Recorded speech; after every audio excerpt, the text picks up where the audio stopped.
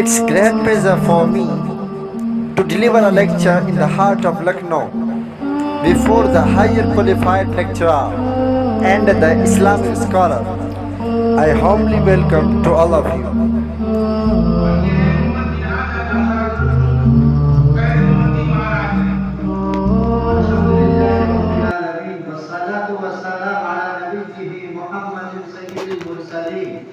وعلى آله وصحبه أجمعين أما بعد قال النبي صلى الله عليه وسلم خيركم خيركم لأهله. The praise be to Allah, the creator of the worlds, and the peace and the blessings be upon his prophet Muhammad sallallahu alayhi wa sallam, the head of all messengers, upon his family and all his companions. Respected judges, honorable chief guest, and dear all, Assalamu alaikum wa rahmatullahi wa barakatuh. Today I am honored to be standing in front of you. I'll speak on the right women's rights. The Islamic brothers and sisters, before the era of Islam, women were no better than animals. In many countries of the East as well as of the West, women were generally treated like slaves.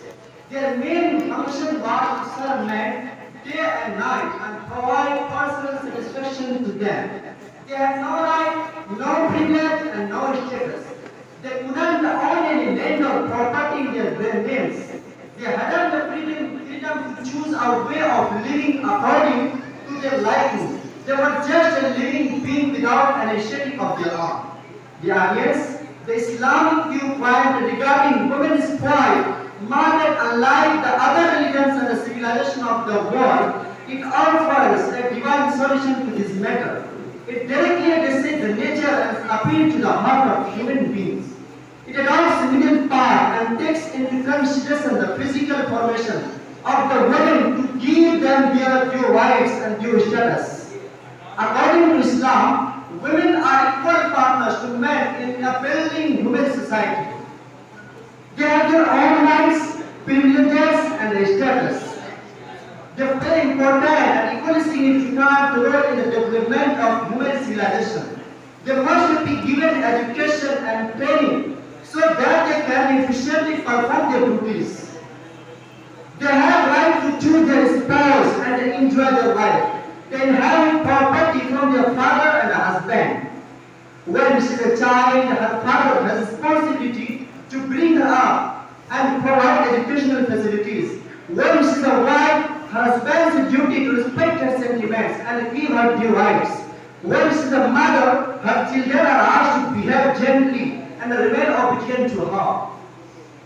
Thinkers and philosophers are across the human history. Couldn't they give the women their exact and suitable status? The women have been given instruction by to put weight on their bodies. They have to arrange a home well and take care of the family members. Women have been given put weight on their bodies and not to display their feminine charm to outsiders. Dear listeners, the second Caliph Hazrat Umar radiallahu ta'ala says about the real liberty of women. In the pre-Islamic period, we didn't give any right to women until Allah subhanahu wa ta'ala. The exalted revealed the necessary commandments for them and fixed appropriate sales for them. As a matter of fact, Islam is the only religion that adopted and seriously taken up the cause of women. The real liberty of women is all in religion Islam.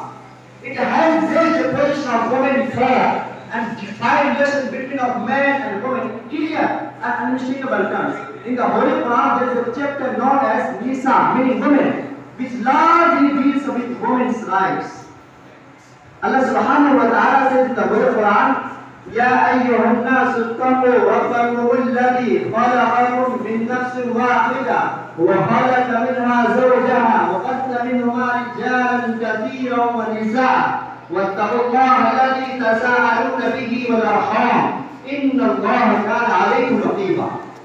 O mankind, be careful, duty to your Lord, who created you from a single soul and from it created man and from the twin has speak out the multitude of men and of women. Be careful to your duty towards Allah, in whom you claim of one another, and towards that bonds. Verily, Allah subhanahu wa ta'ala has been watching over you. Surah Nisa chapter number 4 and verse number 1. At another place, Allah subhanahu wa ta'ala says, "Hunna libasun lakum wa antum libasun lahunna." They are clothing for you and you are clothing for them. May Allah give us tawfiq to follow the teachings of Prophet Muhammad sallallahu alaihi wasallam and Islam. Give the respect the women and give her due rights. Here I conclude my speech. Wa akhir da'wana alhamdulillahi rabbil alamin. Thank you.